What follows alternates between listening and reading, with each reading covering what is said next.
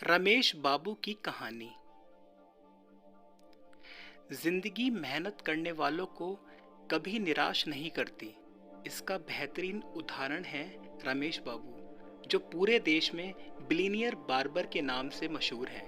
एक साधारण सा व्यक्ति आज रोल्स रॉयल्स में घूमता है और करोड़ों का मालिक है। कैसे एक साधारण सा व्यक्ति करोड़पति बनना, जानने के लिए सुनते हैं ये कहानी। रमेश बाबू ने अपने जीवन की शुरुआत कर्नाटक के बेंगलोर शहर में एक गरीब परिवार में करी। परिवार में माता पिता थे। पिता का ब्रिगेड रोड पर एक छोटा सा सैलून था, जहां वह नाई का काम करते थे। लोगों के बाल काटकर जो भी आमदनी होती, उसी से परिवार चलता था। रमेश बाबू जब मात्र 7 वर्ष के थे, तब उनके पिता का असमय निधन हो गया। पिता का साया सिर से हट जाने के कारण उनके परिवार को आर्थिक परेशानियों ने आ घेरा। अब बच्चों का पालन पोषण करने के लिए रमेश बाबू की मां लोगों के घरों में काम करने लगी। वह खाना बनाती, बर्तन मांजती, घर की साफ सफाई का काम करती। सैलून बंद पड़ गया था। ऐसे में रमेश बाबू की मां ने सोचा कि सैलून रमेश बाबू के चाचा को दे दिया जाए। रमेश बाबू का चाचा सैलून चलाने लगा और कमाई में से 5 रुपए अपनी भाभी को देने लगा। लेकिन अब भी कमाई पर्याप्त नहीं थी। घर की आर्थिक स्थिति दिन पर दिन बिगड़ती जा रही थी। रमेश बाबू उस समय मिडिल स्कूल में पहुंच चुके थे। घर के हालात सुधारने के लिए उन्होंने छोटे मोटे काम करना शुरू कर दिया। वे अखबार बांटते, लोगों के घरों में दूध डालकर आते और कोई भी काम हाथ में आता उसे करते। जो भी आय होती उसे अपनी माँ के हाथों में दे देते। दिन इसी तरह गुजर रहे थे। रमेश बाबू इसी तरह काम करते हुए स्कूल की पढ़ाई कर रहे थे। अब वे 10वीं की परीक्षा उत्तीर्ण करके 11वीं कक्षा में पहुंच चुके थे। उन दिनों माँ और उनके चाचा में सैलून के काम को लेकर कुछ अनबन हो गई थी। एक दिन अनबन ने झगड़े का रूप ले लिया।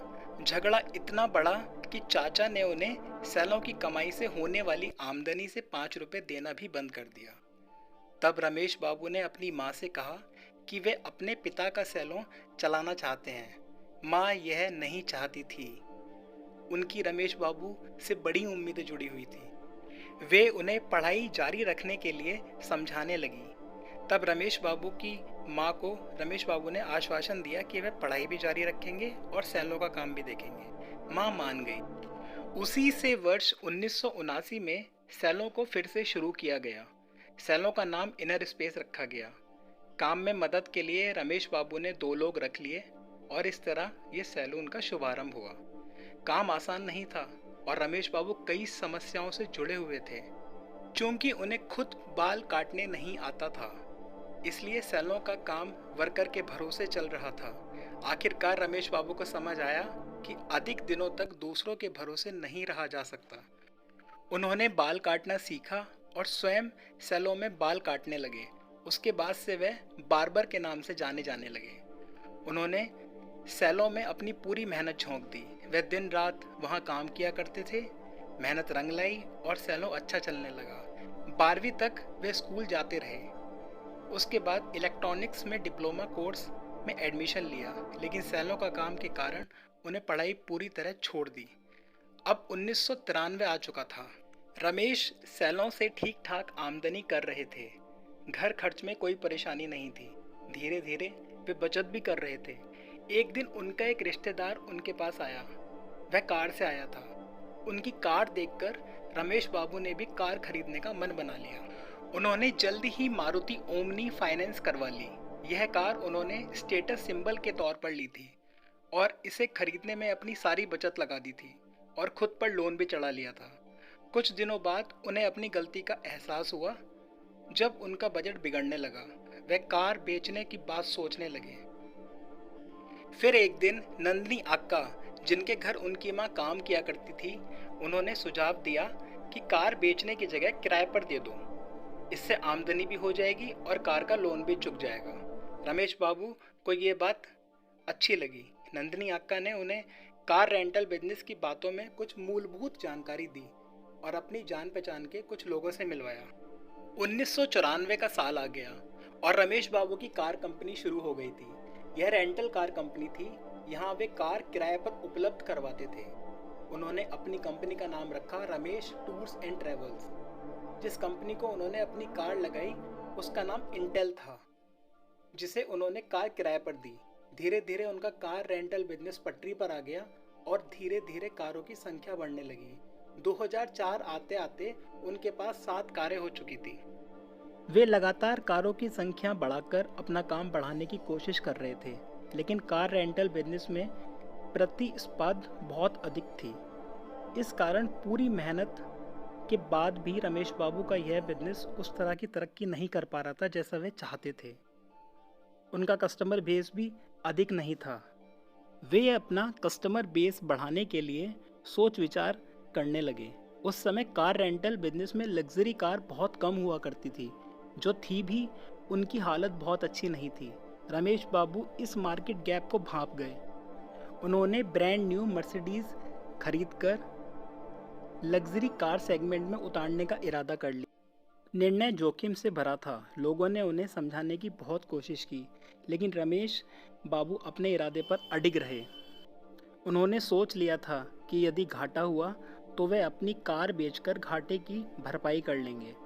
उन्होंने बैंक से लोन लेकर 42 लाख की ब्रांड न्यू मर्सिडीज बेंज खरीद ली।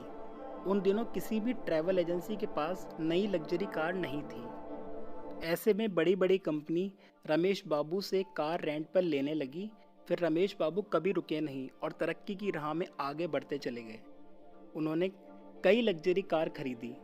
2007 की 7 कारें 2014 तक 200 हो गई थी, जिनमें 75 लग्जरी कारें शामिल थी।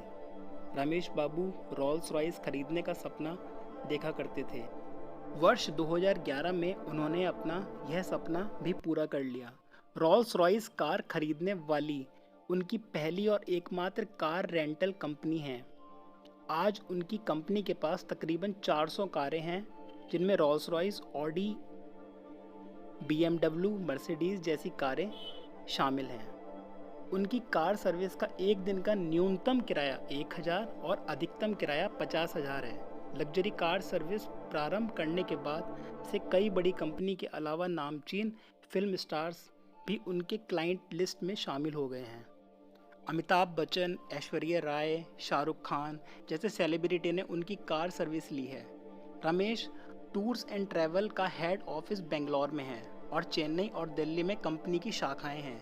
धीरे धीरे कंपनी अपने व्यवसाय का विस्तार देश के अन्य शहरों में भी करने की योजना बना रही है। उनका पहला टारगेट विजयवाड़ा था। अब उसके बाद वे हैदराबाद में अपनी कारों को दौड़ाना चाहते हैं। आज रमेश बाबू की नेटवर्थ $2 बिलियन है। कभी तंगाली में जीवन गुजारने वाले रमेश बाबू नाम का नाई आज रोल्स रॉयस जैसी कार का मालिक है और अरबों में खेलता है। यह सब उन्होंने हासिल किया अपनी मेहनत, जुनून, लगन और आत्मविश्वास के दम पर। आज पैसों की उन्हें कोई कमी नहीं है, फिर भी वे बड़ी अफगानी सा अपना जीवन गुजारते हैं। अपना सैलून का काम उन्होंने आज भी बंद नहीं किया है।